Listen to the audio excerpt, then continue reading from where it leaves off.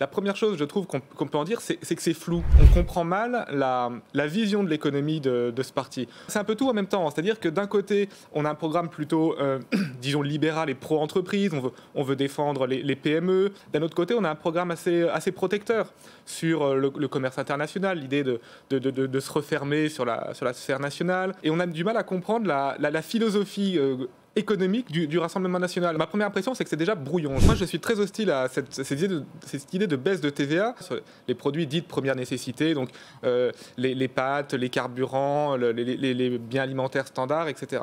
Moi, je trouve que c'est une très mauvaise idée parce que d'une part, ça fait beaucoup de pertes de recettes fiscales pour l'État. Je crois qu'il y a deux problèmes avec cette mesure. C'est que d'une part, les entreprises n'ont aucune obligation de répercuter la baisse. Le risque, c'est que ça gonfle les marges de la distribution plutôt que de donner du pouvoir d'achat aux classes moyennes, aux classes populaires. Et le deuxième problème, je crois, c'est que en fait, les plus riches consomment plus que les plus pauvres. Donc quand l'État accepte de perdre des recettes fiscales, en fait, en termes de nombre d'euros, il y a beaucoup plus qui vont dans la poche des riches que dans la poche des classes populaires, des classes moyennes, alors que c'était le but. Il y a un problème, si vous voulez, de cohérence globale où on baisse beaucoup les impôts, on augmente beaucoup les dépenses et on veut réduire la dette. Donc tout ça, dans le fond, ne colle pas.